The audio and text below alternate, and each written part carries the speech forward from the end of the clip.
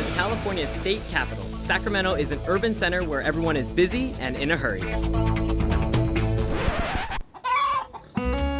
It's hard to imagine, but within the metropolitan area, you'll find this serene oasis. It's called Soil-Born Farms, but it's so much more. Look at all this garbage right here. Look at all these pieces right here. You should get all those. Most of it you'll find is stuff that could be recycled. Okay, there are some reminders that you're still in the city. Well, I'm finding like this kind of jar. I don't know what's in here. It's disgusting. Finding pieces of shoes.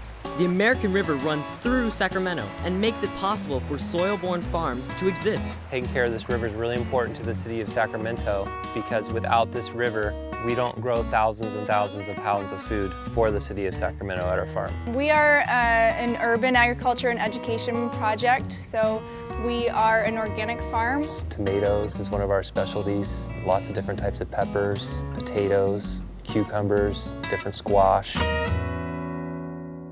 We also do a lot of education programming.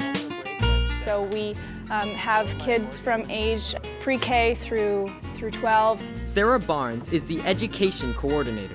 We teach them about the difference between organic and conventional agriculture. We do a lot of environmental education.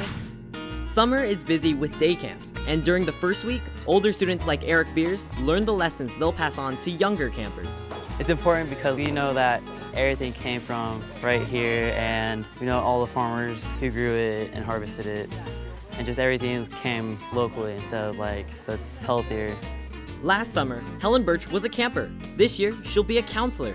I really like getting to try all the different types of vegetables here because I don't normally do that. Exposing them to new things, it just opens up their world a little bit more and is going to really serve them in their future. The younger generation is the future, so why not help them out, to help themselves out. If it seems unlikely that city kids would put down their cell phones and tablets to pick up farm tools, then you need to know a secret. It can be fun.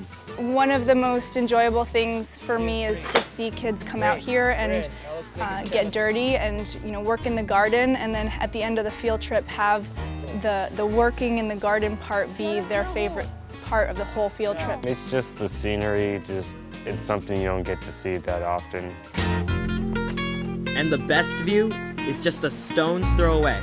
Education director Guy Galante often uses the American River for lessons on the environment. Most kids have enough environmental sense to know that taking care of rivers is important for plants and wildlife.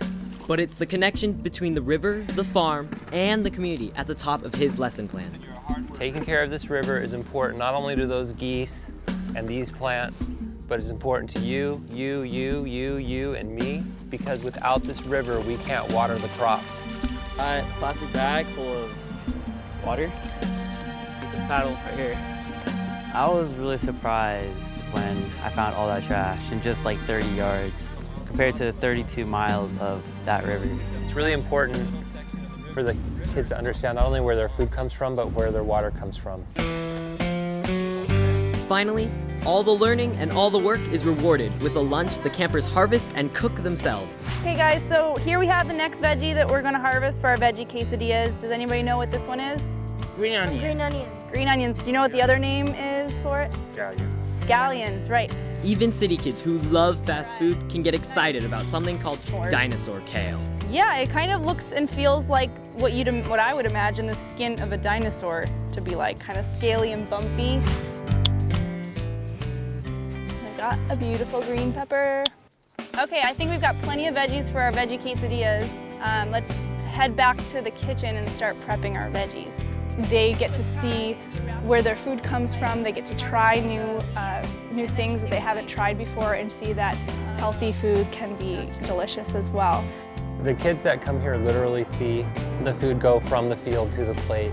They're working in the garden, they're weeding, they're planting, they're cultivating, they're harvesting, washing, prepping, and then sitting down and eating. We're gonna spoon some of those veggies on there. Should be good. Delicious. Heaven, bro. Heaven. Is there any more quesadillas? No, none left. Oh, I only had one, so I just wanted to try one. And you liked it? Yeah, pretty good. And when camp is over for the day, it could be the staff members who are most satisfied. When I'm walking in front of the line and I hear kids behind me pointing things out, look at that bird. Oh, it smells so good. Wow, the river's so beautiful. And I hear how much they want to be outside. There aren't really words to explain what a powerful thing it is, and for us to witness it every day, it's just really cool. Cheers to summer day camp. Cheers, summer day camp. All right, great job, guys.